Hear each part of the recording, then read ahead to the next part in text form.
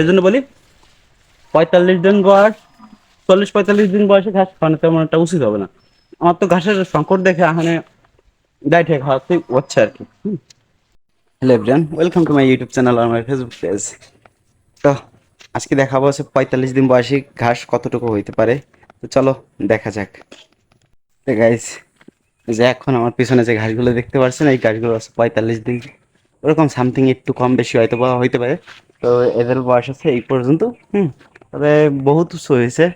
হ্যাঁ, একেবারে মাথার প্রায় 8 ফিট 9 ফিটের মতো মানে ওই হয়ে গেছে। তো এখন যেহেতু ঘাসের সংকট, তো তার কারণে আমি এগুলোকে অনেক কাটা শুরু করে দেবো। তো কালকেও এখান থেকে কিছু কেটে নিয়েছি। হ্যাঁ, এখান থেকে কিছু কেটে নিয়েছি, প্রায় 3-4 মতন কাটছি। আর সেগুলো আপনাকে ভিডিওতে দেখানো হয় নাই, তো ভাবছিলাম প্রথম ঘাস কাটবো এদেরকে। তো তার কারণে আপনাদের দেখাইতে চাইছিলাম গাছগুলোকে। যদি আপনাদের দেখাই একটু, যে একেবারে অনেক বড় হয়েছে, যেটা খুবই ভালো লক্ষণ, উন্নতির লক্ষণ। এদিকে বহুত ঘাস আছে মোটামুটি। যদি আপনাদেরকে পিছনে ক্যামেরাতে দেখাই তাহলে আপনারা হয়তো বা ভালো বুঝতে পারবেন। আচ্ছা, আমি একটা উঁচু স্থানে দাঁড়িয়ে আছি, এখান থেকে যদি দেখাইতে চাই তাও দেখাইতে হয়তো বা পারবো না। হ্যাঁ, হয়তো বা জানি না দেখতে পারছেন কি না। আমি অনেক উপরের থেকে ক্যামেরাটা ধরছি। তো এই হচ্ছে পরিবেশ, মানে ভালোই মোটামুটি বড় হয়েছে, যা কল্পনা করি নাই যে এত দ্রুত মানে আমি এখান থেকে হারভেস্ট করতে পারবো। তো কিছুদিন আগে যেখানে আমি রেড পার্সেন্ট লাল ঘাস আর কি লাগাইছিলাম, এই হচ্ছে পরিবেশ তার। মোটামুটি ভালোই বড় হয়েছে। আর এই পর্যায়ে ঘাস আমি রেখে দিয়েছিলাম, এদেরকে কাটলে কাটা যায়, কিন্তু কাটবো না এখনো।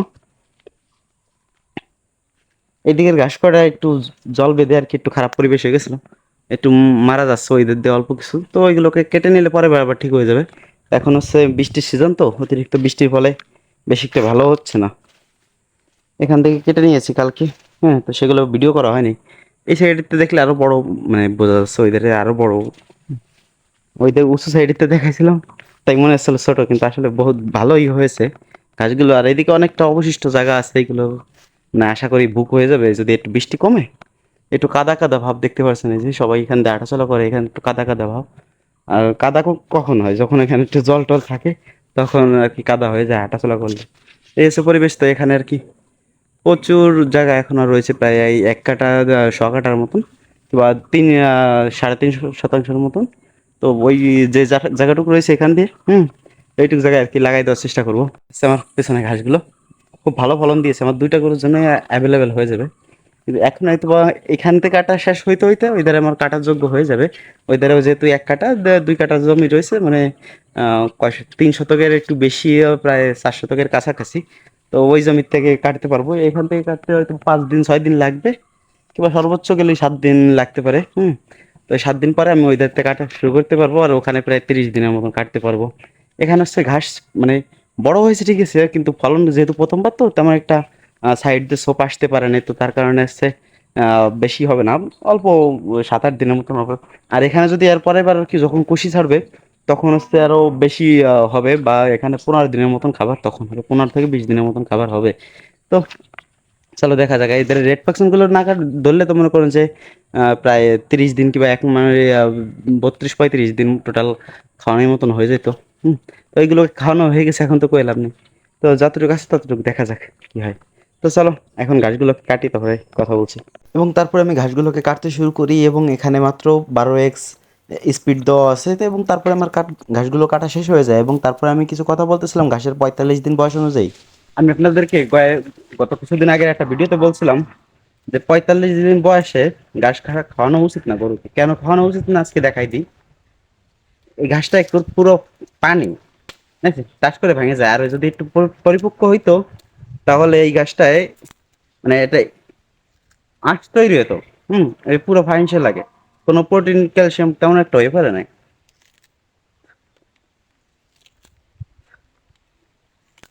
তবে গাছটা খাইতে কিন্তু দারুণ, পুরো আখের মতন লাগে। তো এই কারণে হচ্ছে খাওয়ানো উচিত না। আর এই ঘাসটা যদি আর 10টা দিন পরে কিংবা 15টা দিন পরে খাওয়ানো হতো, সম্পূর্ণ প্রোটিন থাকতো, এবং গরুর জন্য উপকারী হতো। হুম,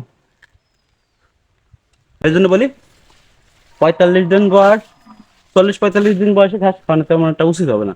আমার তো ঘাসের সংকট দেখে এখানে ডাইটে খাওয়াতে হচ্ছে আর কি।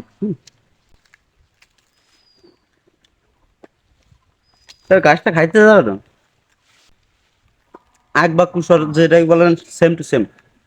আপনারা এটা দেখলে হয়তো বা, যদি যারা না চেনে, যদি এটা বাজারে উঠাই তাহলে সেই ক্ষেত্রে সবাই দেখে ভাববে আর কি এটা হয়তো বা কুসর বা আখ। আমাকে এখানে কুসর বলে তাই বারবার কুসরই বের হচ্ছে। তবে খেতে খুবই দারুণ। হুম, হালকা মিষ্টি আছে। আর এই মিষ্টিটা যদি আরো কিছুদিন থাকতো, আর একটু বেশি মিষ্টি হইতো।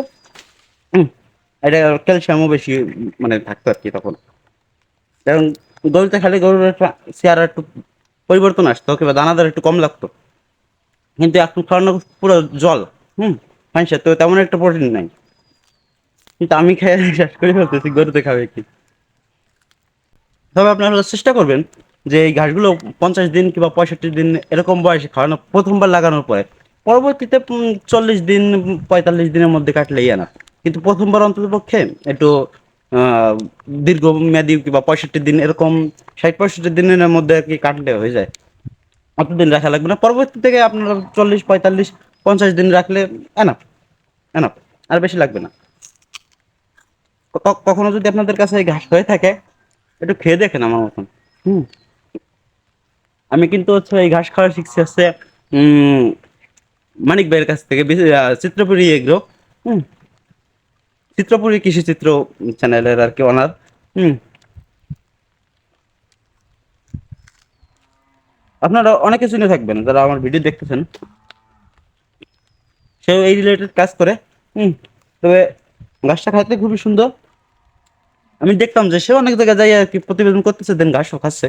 হুম, তো ভাই যখন ঘাস খাইতে পারতেছে তো আমি কেন পারবো না। সেখানে আমি একটু কাটলাম এবং খেয়ে সেখানে মানে দেখলাম যে কেমন স্বাদ।